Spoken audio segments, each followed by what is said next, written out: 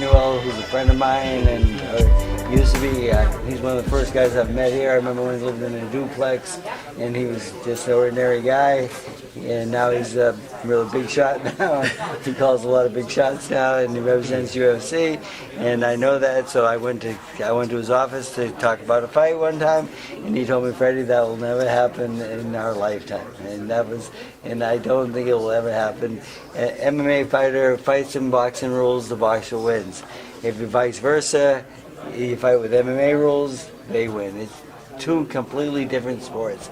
You can't really compare the two. He can punch a little bit, yes, I mean, but can he punch as good as Mayweather or Malignaggi? I mean, maybe he'll go against a guy that can't punch that hard.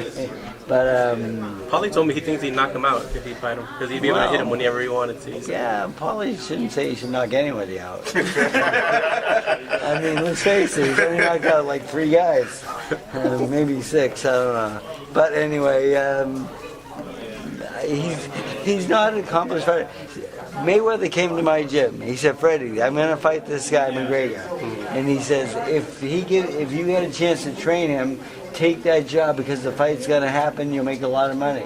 And I says, I would need 5 years to get him ready to fight you. Wow. And so he laughed at me, but it's true. I mean, for him to get ready to fight Mayweather, come on, that's a difficult style. I mean, probably one of the best boxers in the world today. I mean, he's not like a risk taker anymore. He's not the most exciting guy in the world, but he's still a great boxer. And this guy can't fight. He can't beat guys like that, in my opinion.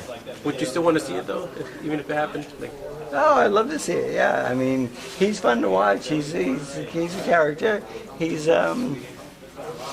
but again, he's not that good a fighter. I mean, so he'll let his hands go and so forth, and he's a little wild and so forth. But as far as boxing wise, I mean, supposedly he went to Wildcard West and boxed with Chris Van Heerden. Heard about that. And Van Heerden told me, he says, fucking I killed him. He told that? But, I mean, I wasn't there, so I don't know. So, but Chris Van Heerden, he's a tough kid, good boxer. But I just don't think that he's in that class of boxing. He put himself in a very, very high level. I mean, I think he's more of a 4-round fighter at this point.